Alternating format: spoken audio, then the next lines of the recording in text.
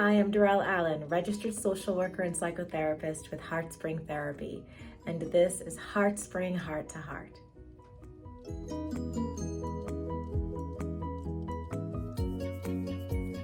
Over the last year, one of the things that we've been asked to do is to wear a mask.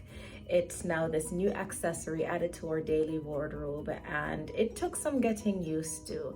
For a lot of people, after wearing it for the first few times, it was a matter of it leaving marks on our faces, rubbing behind the ears, getting used to breathing through a mask, especially when you have to don 2 or 3 layers to make sure that you're adequately protected.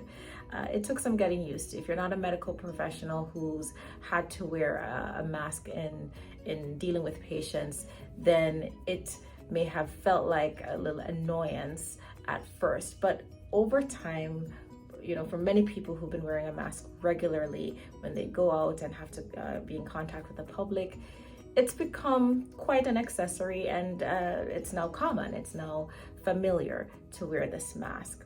Now, the thing about wearing a mask is that you only see the top part of the face, you only see the eyes, and so there are a lot of emotions that you have to kind of exude through just the eyes. Not many people will see the scowl or the smile or the frown below that level. And so a lot of things get hidden with the mask. You're not only protected, but there are a lot of emotions that don't necessarily get to be exuded to other people who may be looking on.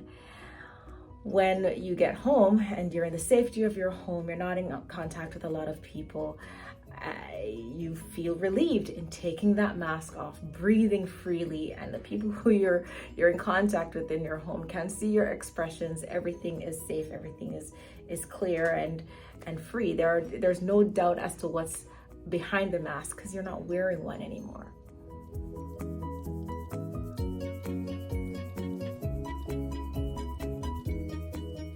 Now, can I tell you that even though we go home and we take our masks off and we feel relieved, we're relaxed, we're enjoying our own space, a lot of us are still wearing a mask.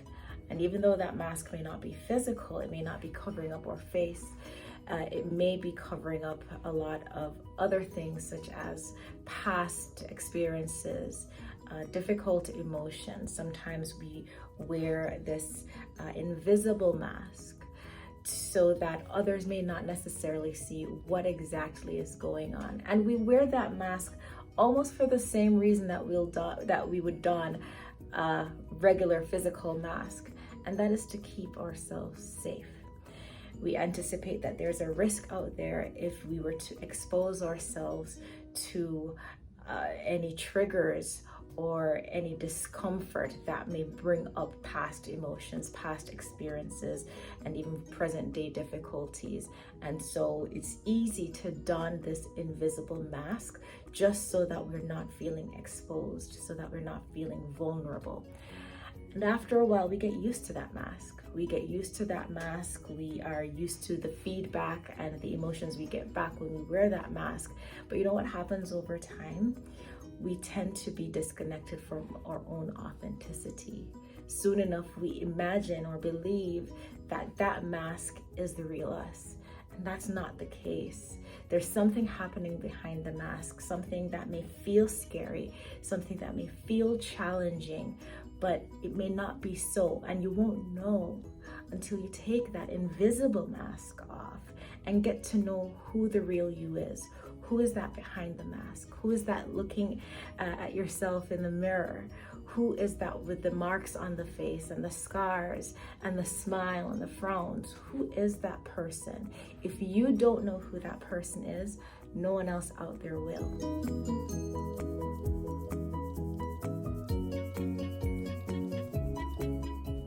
Sometimes it's hard to face the real you, the you behind the emotional mask. Like I said, we wear those masks to protect us. They have become ways to cope with difficult experiences. But at some point, it becomes necessary to take the mask off and get to understand who you are so that you can start to feel comfortable with when the mask has to be off, when it becomes necessary to engage in an authentic way with others so that you can create meaningful connections. It's gonna be hard to create meaningful connections with that invisible mask off. You know what it's like wearing an actual mask and having to have an exchange with someone. You don't know if they're smiling or if they're frowning or if what you said was hilarious or offensive.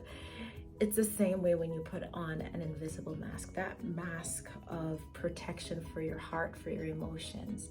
It's going to be hard to make that meaningful connection, and it's going to be even more difficult if you can't make that connection for yourself in your own safe space, getting familiar with what's behind the mask.